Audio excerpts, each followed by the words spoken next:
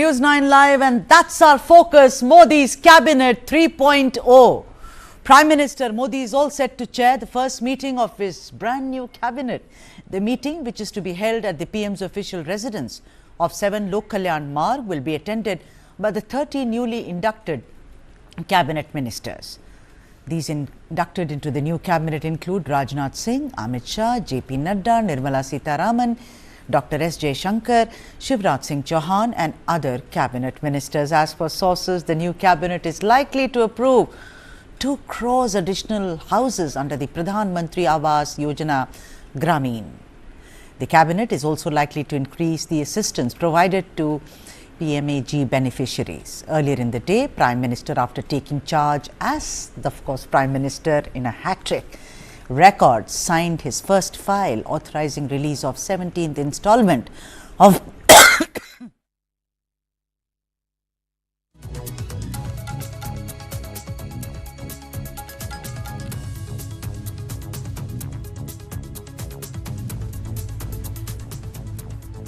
release of 17th installment of Prime Minister Kisan Nidhi. This will benefit 9.3 crore farmers and distribute around 20,000 crores. PM Modi also interacted with the staffers at the Prime Minister's office. Take a look. दोस्तों, 10 साल पहले हमारे देश में एक छवि बनी हुई थी कि पीएमओ एक शक्ति का केंद्र है, एक बहुत बड़ा पावर सेंटर है। और मैं न सत्ता के लिए पैदा हुआ हूं, न मैं शक्ति अर्जित करने के लिए सोचता हूं। मेरे लिए पीएमओ सत्ता केंद्र बने, पीएमओ शक्ति केंद्र बने, ये न मेरी इच्छा है न मेरा वो रास्ता है। और इसलिए 2014 से हमने जो कदम उठाए, आपने मार्क किया होगा, और पहले जो पीएमओ में रहे होंगे उनसे पूछ लेना, हमने इसको एक कैटलिक एजेंट के रूप में ही डेवलप करने की कोशिश की है। वो कैटलिक एजेंट के यहां से ऊर्जा प्रसारित होती रहे, यहां से नई नई चेतना प्रसारित होती रहे, जो पूरे तंत्र के अंदर एक प्रकार से विद्युत की तरह नई चमक दे, नई रोशनी दे, नई सामर्थ्य दे। और मेरी कोशिश रही है कि पीएमओ ये सेवा का अधिष्ठान होना चाहिए, पीएमओ ये पीपल्स पीएमओ होना चाहिए, ये मोदी पीएमओ नहीं हो सकता है। और इसलिए मेरे दिल दिमाग में सिवाय 140 करोड़ कोई नहीं, और मेरे लिए 140 करोड़ नागरिक नहीं है, मेरे लिए 140 करोड़ परमात्मा का रूप है। और जब मैं सरकार में बैठ करके कोई निर्णय करता हूं, तो मैं सोच रहा हूं कि मैंने आज 140 करोड़ देशवासियों को इस रूप में मैंने पूजा की है, और उनके चरणों में मैंने इस योजना के रूप में एक पुष्प चढ़ाया है। उस भाव से मैं काम करता हूं। सरकार की बात आती है तब वो अकेला मोदी नहीं होता है, उसके जो हजारों दिमाग उसके साथ जुड़े हुए हैं, हजारों मस्तिष्क जो इस काम में लगे हुए हैं, हजारों भुजाएं जिस काम को कर रही है, एक जो विराट रूप है, उसी का परिणाम होता है कि सामान्य मानवी को भी उसके सामर्थ्य का साक्षात्कार होता है। और एक बार जब सामर्थ्य का साक्षात्कार हो जाता है, तो समर्पण अपने आप समाहित हो जाता है। और ये पूरा 3 महीने का कालखंड उस सामर्थ्य के साक्षात्कार का, उस सामर्थ्य के प्रति समर्पण के भाव का, और उस समर्पण के अंदर नए संकल्पों की ऊर्जा जुड़ी हुई थी, जिसका परिणाम है कि आज हम फिर एक बार देश की सेवा के लिए प्रशस्त हो रहे हैं। हम वो लोग नहीं हैं कि जो इतने बजे ऑफिस शुरू होता है, इतना बजे पूरा होता है, हम वो लोग नहीं है। हमारे लिए समय के बंधन नहीं है, हमारे लिए सोचने की सीमाएं नहीं हैं। हमारे लिए पुरुषार्थ के लिए कोई मानदंड नहीं है। जो इससे परे है वही तो मेरी टीम है और वही टीम पर देश को भरोसा है।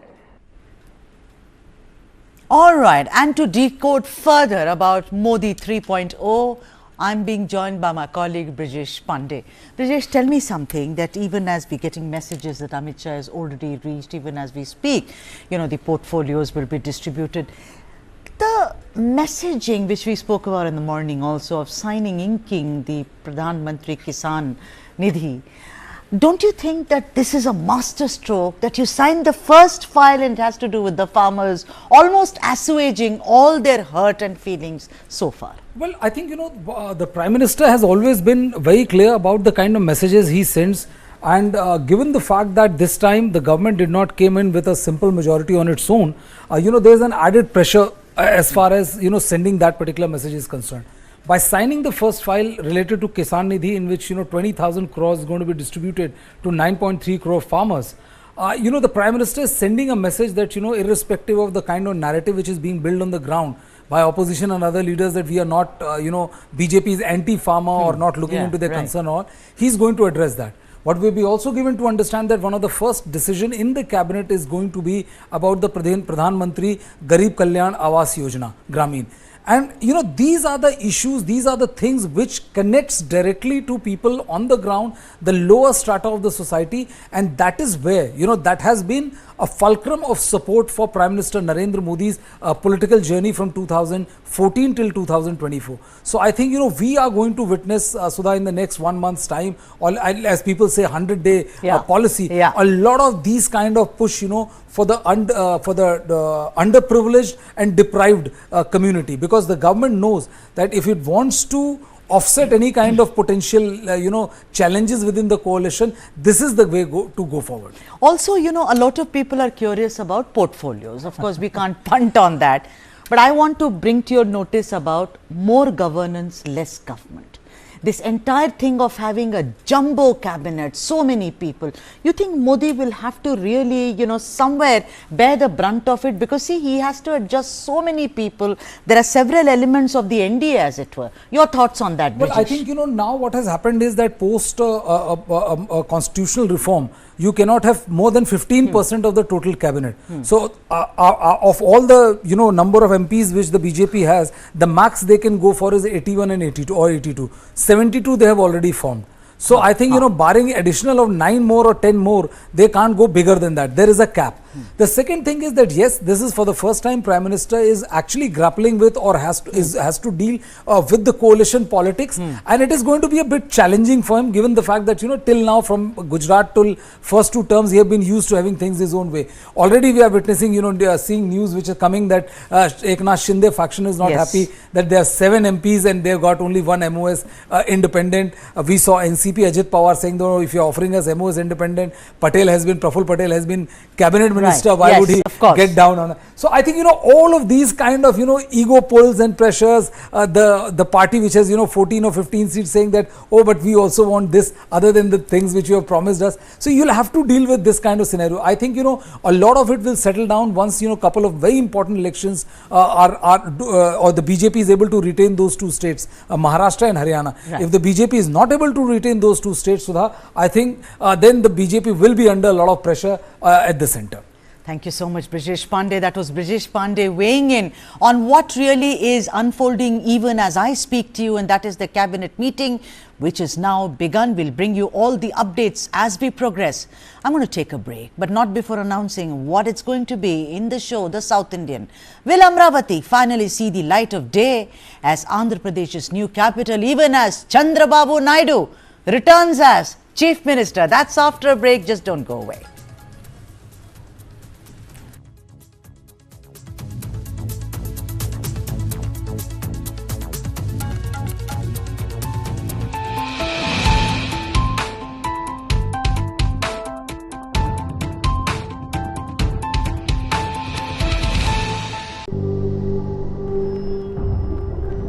Helps beat sensitivity fast. Sensodyne Rapid Relief.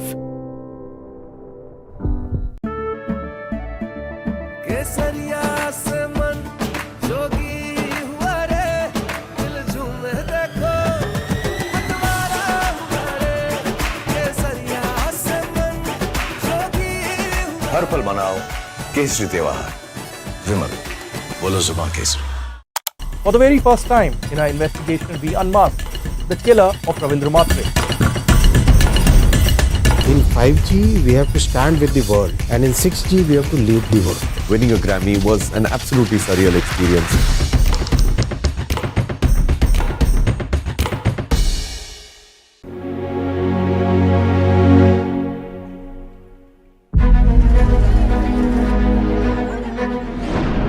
One of southern India's largest cities is facing a water crisis in Bengaluru. Water is constantly not coming. From the past 2 months, we are not having some water also. The citizens deserve water security at the very least. We are going office without bath. The acute water shortage really leading to citizens resorting to use of even private water tankers in multiple areas.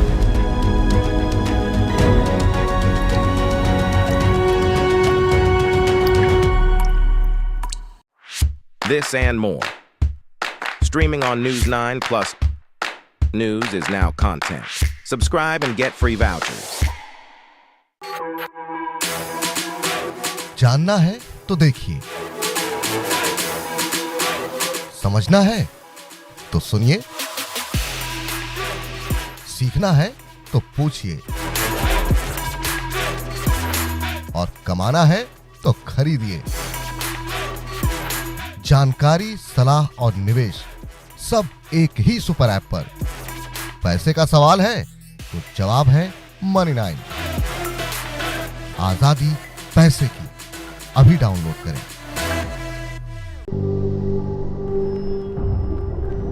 Helps beat sensitivity fast. Sensodyne Rapid Relief.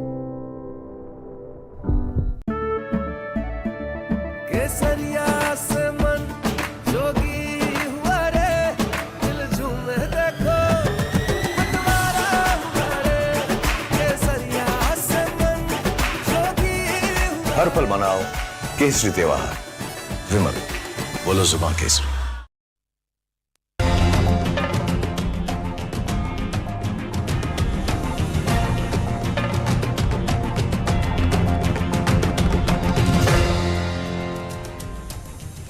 Hello and welcome to the South Indian, and that's what we are talking about. Chandrababu's dream project, Amaravati.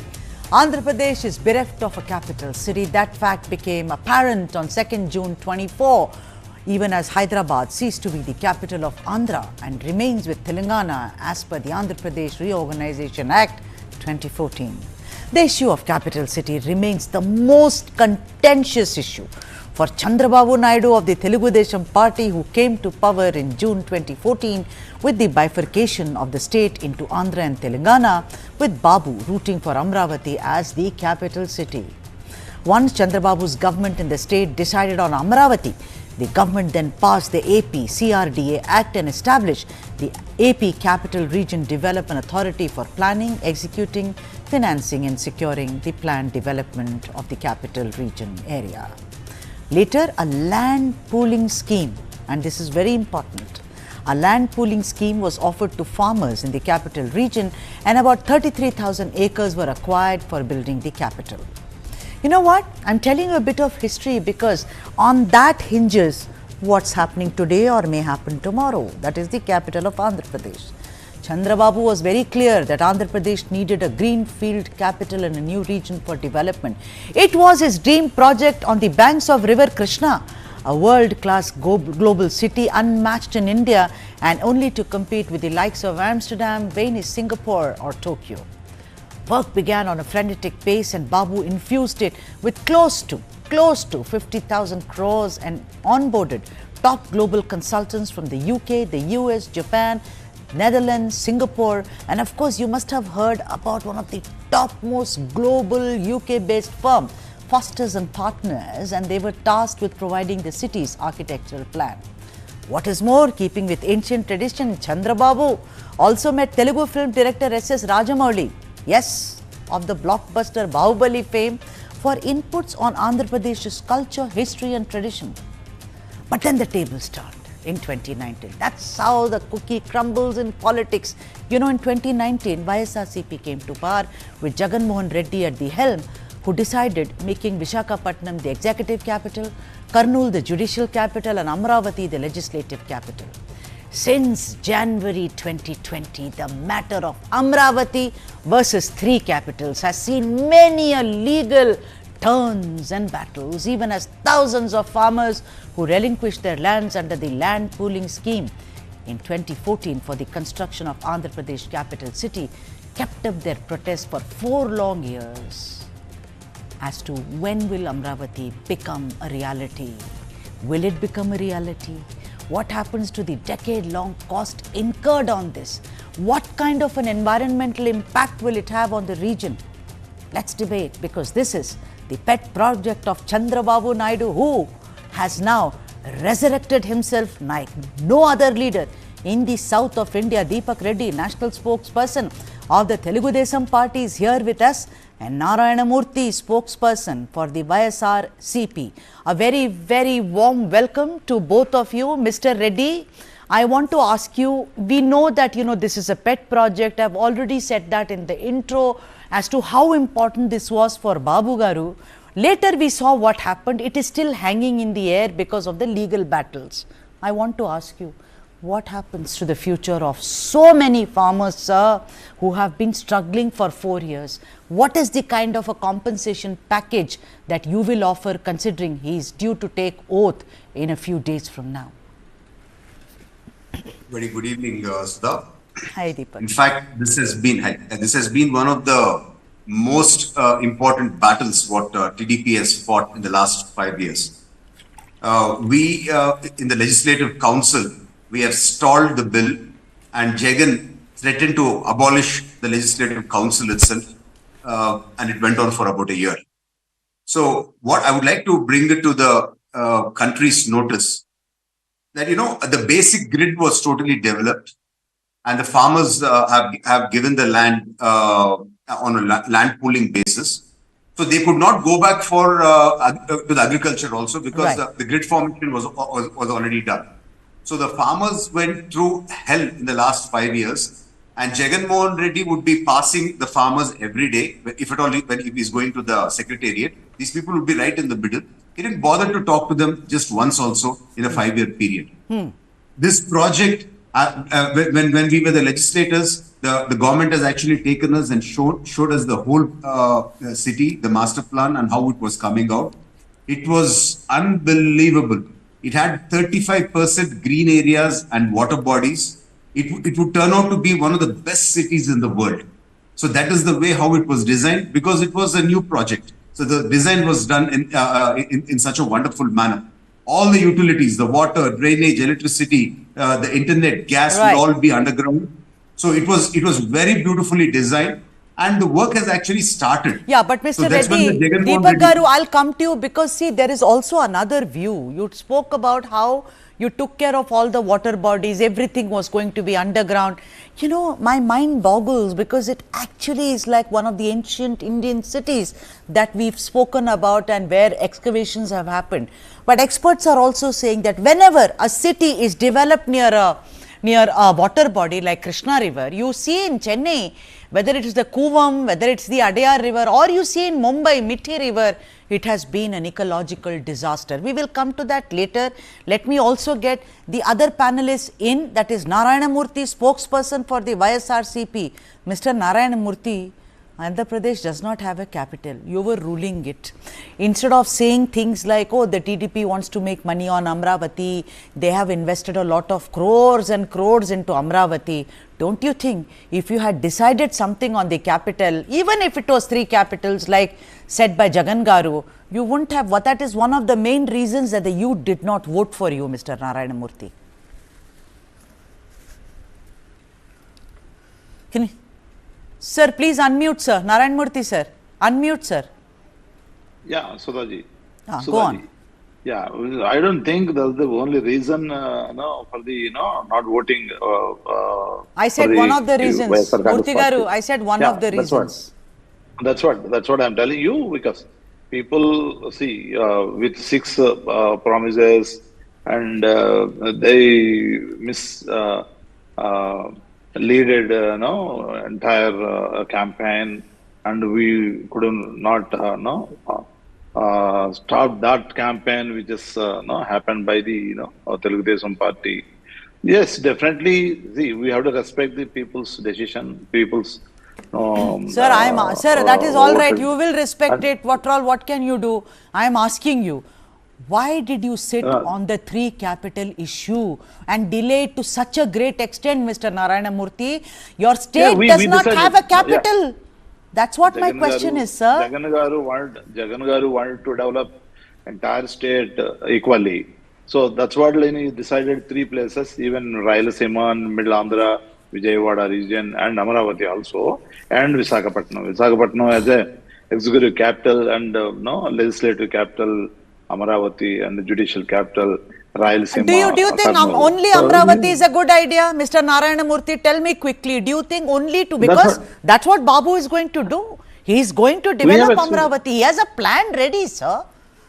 Of course, let him do it. Because why you couldn't able to do the 14-19? Because he was, sir. They decided. Sir, yeah, he was working on it. That's what he says. Because Jagan Garu came to power, everything was stopped. Now he will do. What is your view on developing Amaravati? Even he started he constructed the High Court. It is only temporary. Constructed Secretariat. It is temporary. And Assembly Bhavan, it is temporary. Why you couldn't started permanent buildings? Sir, the thing is, I am asking you. Right, okay. Let me go to Deepak Garu. You find answers, Mr. Narayana Murthy. You aren't really batting well today. You need to think of answers as to, because Jagan said TDP is corrupt, Babu is corrupt. They will all eat up all the money in Amaravati. I want you to come with a strong defense. What happens to those farmers? Deepak Garu, please answer this question. For 5 years, the farmers, like you said, stood there, protested night and day in heat and rain. What is your government going to do to compensate them, sir? 5 years is a very long time in the poor farmer's life. We'll be giving them the compensation for the land, whichever is due by the YCP government. We were actually giving them the yearly compensation because of loss of crop. And the development activity would start immediately, and their value of their share, what they would be getting, would again go back to the old value what they had. So this is something we were committed, and the farmers trusted Chandrababu Naidu ji to deliver this. That is why almost in every constituency adjacent to this capital area, about 6 constituencies, we have won with a thumping majority. All right, I'm going to bring to your notice the KC Sivaramakrishnan, committee. They said there has to be a long-term development and planning. This does not really suffice. They have made recommendations. They can only do that, right? They say that building a larger landscape of cities and towns rather than building a single super city. That's what YSRCP has been saying for the longest time, and also urban developers say, if you just still develop Amaravati, what happens to the other pockets? Because you have, entire AP has voted for you. It is not just Amaravati. It is everywhere. Today, Kurnool, Guntur, Nellore, everywhere you've been voted. What happens? Don't you think you will stymie? Because I'll bring to your notice, once Babu said many years ago, he said only Delhi is being developed. When I develop Hyderabad, you're all looking up, but why is only Delhi getting all the development? Don't you think you will also fall into that abyss, Deepak? Excellent question, Sudhaji. Because this is what the question what YCP also was peddling all these days, saying that we require all-round development. For that, Lokesh ji and Chandrababu Naidu ji have clearly made it clear that Andhra is going to be developed in multiple regions. So the capital city is going to be Amaravati. Each region, we are going to have a certain development agenda. Like Vizag, we are going to focus more on IT. Like Tirupati, we are going to focus on manufacturing of mobile phones. And Anantapur, we are going to focus on automobiles. So like that, for every district, we are going to come up with an ecosystem and going to have an all-round development.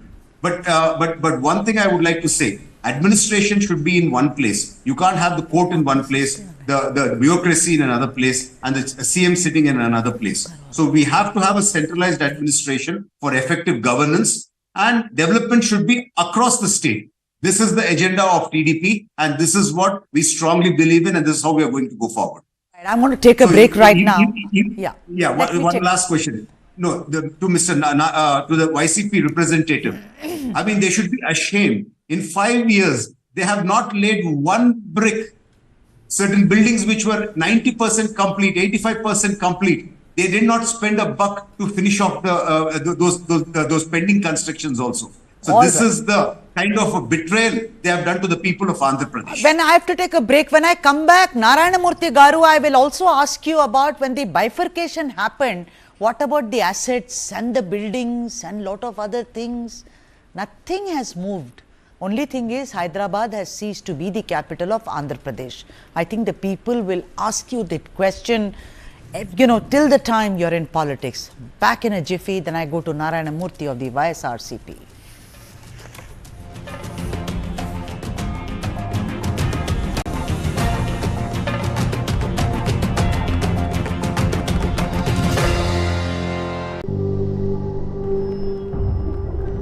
Helps beat sensitivity fast. Sensodyne Rapid Relief.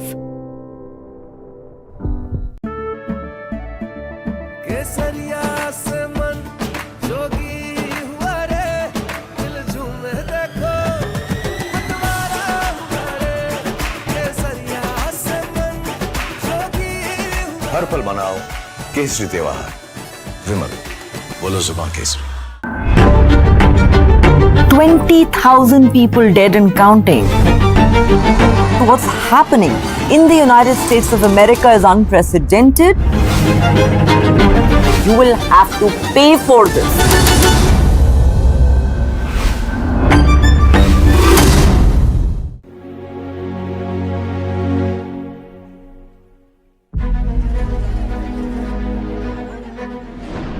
One of southern India's largest cities is facing a water crisis in Bengaluru. Water is constantly not coming. From past 2 months, we are not having some water also. The citizens deserve water security at the very least. We are going office without bath. The acute water shortage really leading to citizens resorting to use of even private water tankers in multiple areas.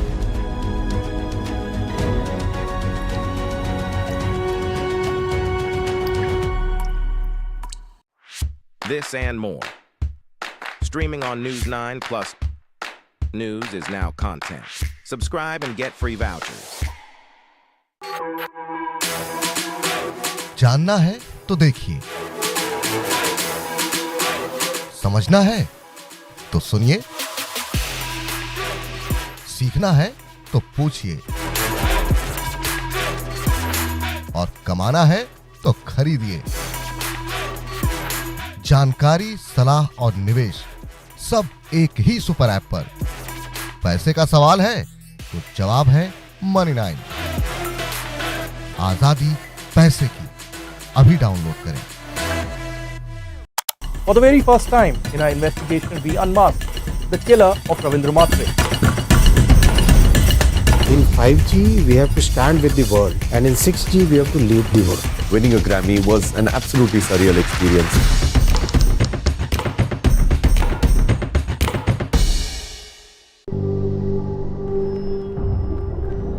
Helps beat sensitivity fast. Sensodyne Rapid Relief.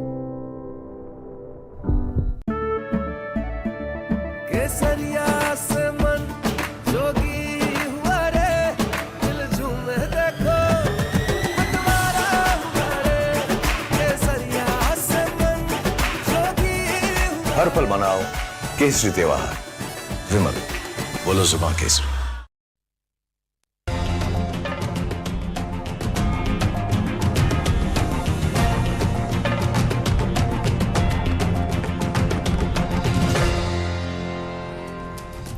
Welcome back. We're speaking about Chandrababu's dream project, Amaravati, the man who is right in the middle of all the debates today, the man who won from Andhra Pradesh, Chandrababu Naidu.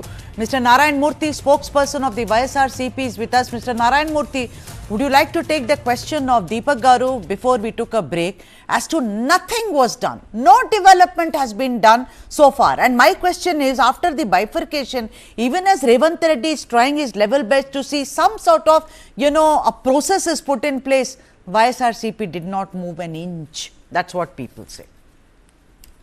It's absolutely wrong. And even 2014-19 and 19-24, if you take whatever the calculations for the results of the development in terms of industries, in terms of companies established, we are first. Even better than Gujarat, we have developed. Jagan Mohan Reddy Garu developed Andhra Pradesh. You just go through whatever the measurements you take it, and even national media. Mr. Narayan Murthy, the elections are over. I'm only talking about the development of the three capitals. That's what I'm telling. That's what I'm telling you. 14-19 and 19-24. You take whatever the calculation from any agency of the central. We stood number one. In fact, in India, even we've overtaken even Gujarat also. So what I'm telling.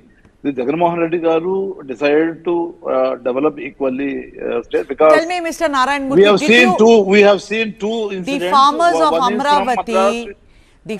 of Amaravati, were on a protest again and again. I have covered it many times.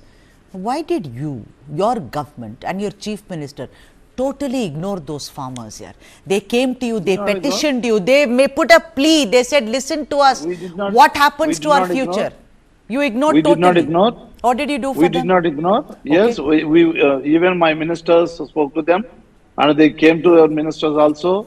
They spoke to them very clearly. Whatever the payments, we government promised in 2014, we paid. Even 2019, they stopped paying. Before 2019, whatever the payments they supposed to receive, they stopped it. Deepak, do you think they paid? Deepak, do you think they paid? Because my story is about the farmers. Amaravati will come up. Yes, let it come up. Andhra needs a capital. But do you think YSRCP paid those farmers, Deepak?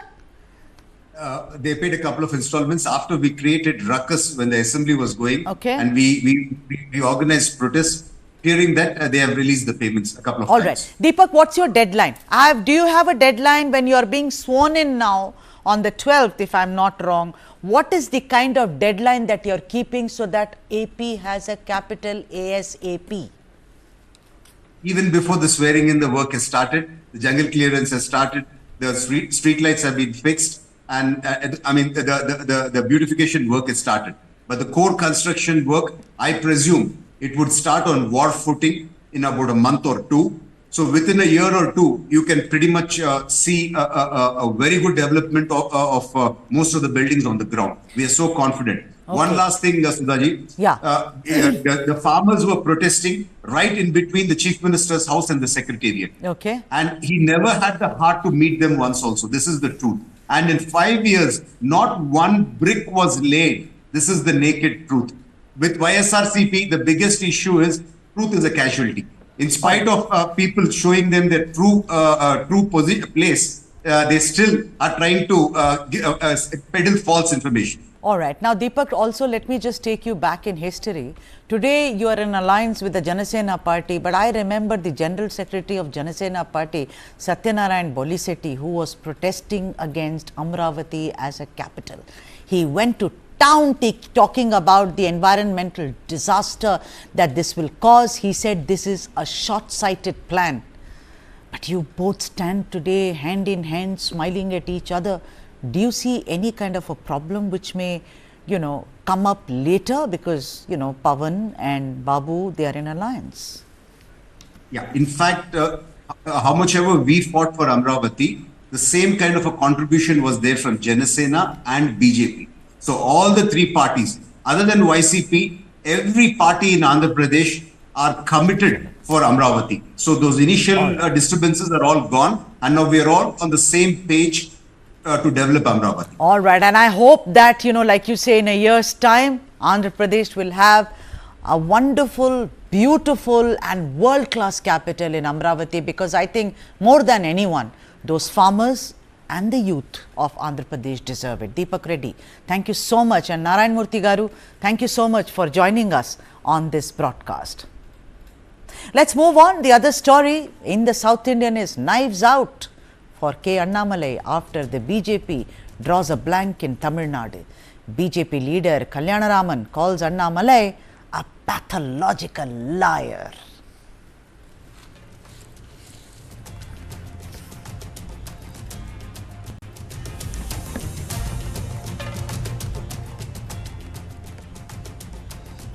Look, that's how the cookie crumbles in politics. Knives out for K. Annamalai. That is the story. You know, in the history of Indian politics, no other Prime Minister but Narendra Modi shall stand out as the only man who gave Tamil Nadu the importance that it deserves. He made several trips to Tamil Nadu, more than 6 times, gave the language and our culture its due by installing the Sengol in Parliament, organized the Kashi Tamil Sangamam and lauded Tamil language and culture for its ancient heritage. In Tamil Nadu, however, the ground was pulsating for the Bharatiya Janata Party, and the man who was given credit for it was none other than the state unit president, the cop-turned-politician K. Annamalai, a man who was hailed as the only leader in the south of India to put the BJP on the map of South India. When he undertook the Enman En Makkal Padayatra, the cadres were said to be energized and battle-ready for facing the Lok Sabha elections. Annamalai was given the Coimbatore ticket and he lost. He lost the elections by 1,18,000 votes to DMK's Ganapati Rajakumar. But then there was also talk that in a tough battle in the state where the true Dravidian parties have always dominated, the BJP has now increased its vote share to double digits from the last time. That is from 3.7 to 11.24%. Once the dust settled on the Lok Sabha results, when the DMK scored a fabulous victory, the knives are out for K. Annamalai, the poster boy of Tamil Nadu BJP. First came the criticism from former minister and a senior leader from Coimbatore, SP Velumani, who said that had Annamalai not opened his mouth time and time again about Jayalalitha and leaders like Annadurai, the AIADMK BJP alliance would have been intact today. But more than that was the open attack on Annamalai from Kalyanaraman, TN BJP's intellectual cell leader. He labelled Annamalai a pathological liar and urged him to quit. Dr. Tamilisai Soundararajan, the erstwhile governor of Telangana and Puducherry, also trained her guns on Annamalai, saying how the party lacked complete strategy, and also alleged that personal comments on her were made not only by the DMK IT cell but also by some people in the BJP. Today, ladies and gentlemen, we are joined by none other than Kalyanaraman, who has been extremely upfront about his criticism on K. Annamalai. Mr. Kalyanaraman, a very warm welcome to you. Vanakkam to you. Thank you for joining us on this broadcast. I want to ask you first, let's explode some myths, first. Don't you think that, there was a time, let's say a year ago, when everyone in the BJP central leadership used to say that we need a leader like Kuppuswamy Annamalai, someone who has really put the Tamil Nadu BJP on the map of this country. Before that, one hardly heard of the BJP in Tamil Nadu. Your comments on that, Mr. Kalyanaraman. Let us call it as a bluff. Let me put it very straight. Until 2021, May, there was a friendly government by name ADMK who had 6 Rajya Sabha MPs and Lok Sabha MP who were giving us an unconditional support that if we had no reason to affront them. It's a matter of fact. When the government changed, the leadership was also changed subsequently in the month of July after May elections. So whoever takes over post the election when power, the ideological enemy of BJP, we have all the reasons to attack them. So whoever was there prior to that election, they hardly had a reason to attack them. So if somebody is saying that only Annamalai can go aggressive and the rest cannot, it is a myth. All right. Okay, Mr. Kalyanaraman, let's go point by point. I also want to ask you, you've used very strong words against him. 2 things you've said. You've called him a pathological liar. Why? somebody claims as he comes on board that he had read 20,000 books in his life of 37 years. What has that got to do with politics, sir? I mean, nothing. No. Please allow me to complete. Yeah. It's very important. If a child is born and starts reading a book from day one, it will take 55 years for a child to complete. 55 years, not 37 years to complete 20,000 books. Right. One book a day. Okay. And he claims to have dealt with 2 lakh cases and 600 rapes. 600 rapes don't even happen in a whole year in Karnataka. Forget about a district which he handled. Okay. What claims are? Why do you try to boast yourself in front?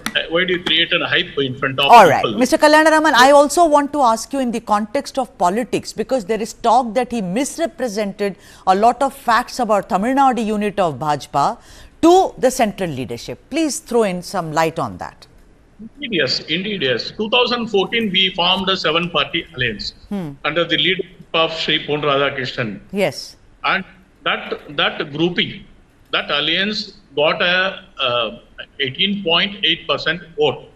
Today, we formed an alliance which is 10-party contesting and 2-party supporting. That is a total of 12-party alliance. In the 12-party alliance, we got 18.2%, which is little less than 18.8. But that alone is not the case.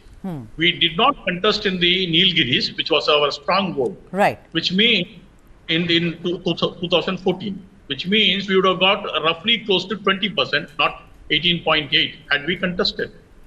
That means the current percentage is almost 10% less than. All right. Yeah, I'm getting some breaking news, so I'm hurrying up with you, and please, my apologies to you. But Mr. Kalyanaraman, tell me something. You know, Mr. L. Murugan did not win from the Nilgiris, but he's got a berth. Why is it that, why do you think Annamalai has been kept away? Is there a change which is on the anvil? See, I really don't know, because how the central leadership, it is all a static factor that will go into making of a council of ministers. So let me not get into it. Here in the case of Annamalai, he has been a pathological liar, giving wrong inputs to the leadership. That is what I have always wanted to maintain. All right. And what about the alliance with the AIDMK? Mr. Velumani has spoken, but he's from the ADMK. I'm asking you, do you think it was a blunder? It's because Annamalai spoke out of turn. Of course, there was also DMK files. He, of course, revealed a lot of dirty secrets of the ruling dispensation. But the alliance, do you think he was instrumental in seeing to it that he destroys the alliance? Indeed, he destroyed the alliance vehemently. I even accused him of working in the hands of DMK. Reason being that there was absolutely no reason. The writing on the wall was very clear. The whole Tamil Nadu was aghast with the drug mafia issue at the time of electioneering and prior to electioneering. Every common man was thinking that whether his son or daughter is involved in some way or the other, whether they were addicted to it. So it was a big issue based on which together the ADMK BJP alliance would have won the entire lot of 40 seats, including Pondicherry. Whereas here is somebody who ensured that even ADMK is not in a position to take a U-turn and come close to BJP for an alliance. He ensured vehemently, trying all his best to ensure that they don't come anywhere closer to us by insulting them day in and day out. There was absolutely no need, but despite the lack of necessity, he was still doing that. All right. Now, I hear that there is going to be no change. That's what I'm hearing from my sources even as we speak.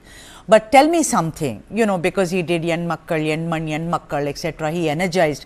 Do you think do you think that there is no credit you want to give to Annamalai for having energized the cadre? People say his speeches, his walking long distances really brought people together, and that's why the BJP is today a force to reckon with in Tamil Nadu, Mr. Kalyanaraman. Lady, I have been walking 20 kilometers a day. And Annamalai walked 2 kilometers a day. The reality. What energizing we are talking about? Spending some money, bringing a cadre and making some videos and showing it before the central leadership that he is something great, he is energizing. What kind of nonsense? Do you think that people like you and Dr. Soundararajan, they are all going to really kind of press upon the central leadership to see that Annamalai is changed Is there a plan like that? Are you thinking on those lines to save the BJP in Tamil Nadu? If BJP is to be saved, the central leadership has to change anomaly. If he doesn't quit, this is my opinion. It is for the central to take a call. On that note, Mr. Kalyanaraman, thank you so much for joining us on this broadcast. That was Mr. Kalyanaraman. And we are getting some more news, and let me tell you that we are bringing some more news to you. This is right now in Chhattisgarh, Baloda Bazaar. The Satnami community's protest turned violent as angry demonstrators vandalized the collectorate, damaging about 3 dozen motorbikes and also a dozen cars. The visuals on your screens right now of the vandalism, of the arson, of the destruction of vehicles. Police officers fled the scene to save their lives. That can be seen as dereliction of duty by many.